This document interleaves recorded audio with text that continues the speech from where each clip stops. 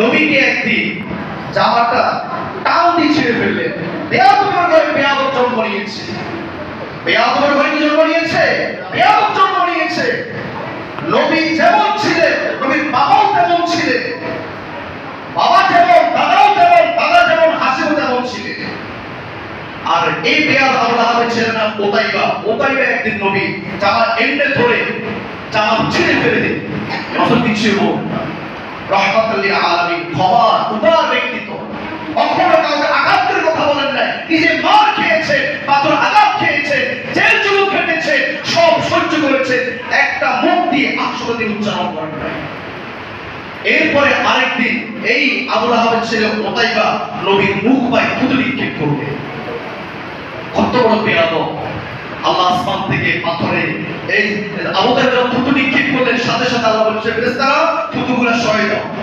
নবীর মুখের মধ্যে থুতুগুলো আল্লাহ পড়তে পবিত্র মুখ, জান্নাতি মুখ, চন্দ্র সূর্য ফেল, এই মুখ থেকে চন্দ্র সূর্য হচ্ছে আবার বেশি নূর বের হয়। সুবহানাল্লাহ বলেন না? তখন আল্লাহ বলেছে, আল্লাহ ওতাইবা আবু লাহাবে তুমি সূরা লাহাব নাযিল করেছো, তোমার সিদ্ধান্ত আমার কোনো বদোয়া ছিল না। আল্লাহ তার ঘরের ছেলে, আমি তাকে হতে দেখেছি, পিচ্চি ছেলে ওতাইবা আবু লাহাবের ছেলে জামা ছিঁড়ে ফেলতেছে, সামনে আগাতে পারছি না, নামাজ পড়াতে পারছি না, দাওয়াত কাজ করতে পারছি না, সে আমার মুখের উপরে থুতু নিক্ষেপ করছে। আল্লাহ আমার কষ্ট হচ্ছে, একবার দুইবার না, বারবার বারংবার। আল্লাহ তুমি একটা ফয়সালা করে দাও, তোমার অনেকগুলো কুকুর আছে, তোমার কুকুর সেনাবাহিনী আছে, তুমি একটা তাকে নিয়োগ করে দাও। ঠিক পরের দিন কুরাইশের সাথে ওতাইবা গেলেন শাম দেশে ব্যবসার উদ্দেশ্যে। রাত্রে আসার পথে মক্কার দিকে একটা তাঁবু টানিয়ে সেখানে বিশ্রাম করবেন। ওই রাসূল আগাতে বলেছে, আল্লাহ তুমি ফয়সালা করিও, কুকুর লাগাই দিও।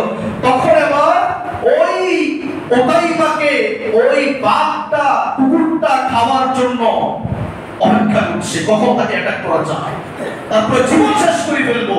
নবী ছিল আত্মার দেরি, তাকানোর দেরি, নবী সাথে বেয়াদবি করে আদৌ পর্যন্ত নবী সব দেখতে পান, কোন উম্মত কি করে, কোন উম্মত কি বেয়াদবি করে, কি দুরূদ পড়ে, কে দুরূদ পড়ে না, কে নবীর সামনে বেয়াদবি করে, রাসূল সব দেখতে পান। ফেরেশতারা রাসূল সব দেখা দিচ্ছে, অমুক দেশের, অমুক সমাজের, অমুক মসজিদের, অমুক উম্মত আপনার সামনে বেয়াদবি করেছে, আপনার উপরে বেয়াদবি করেছে, আপনি সাক্ষী থাকেন, কাল কিয়ামতের মাঠে আপনি তাকে সুহকা বলে আপনাকে জাহান্নামে নিক্ষেপ করবে।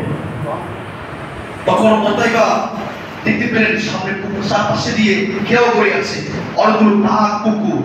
তখন সে বুঝতে পেরেছে, গতকাল আমি নবীকে থুতু মেরেছিলাম, জামা ছিঁড়ে ফেলে দিয়েছিলাম, নবী বলেছিল আল্লাহ তুমি ফয়সালা করো, মনে হয় আজকে আমার শেষ দিন, আজকে আমার ধ্বংসের দিন। তখন কুরাইশের সকল নেতারা তারা ঘেরাও করে ফেললো, তারা যেন কুকুরে যেন না কামড়াতে পারে, তারা আঘাত না করতে পারে। হাদিসের ইসরাতের মধ্যে আছে সকল কুরাইশ নেতাদেরকে ভেদ করে সেই ওতাইবার পুরো দেহ থেকে মাথাটাকে কাপ দিয়ে ছিটকিয়ে ফেলে দিয়েছে সেই কুকুর। সুবহানাল্লাহ বললেন না? একদিন আগে পেয়াদবের রসুল হয়ে গেল, জায়গা আবু লাহাবের ছেলে পুরো দেহটা আলাদা হয়ে গেছে তার মাথা থেকে কুকুরের কামড়ে। তারপরে আবু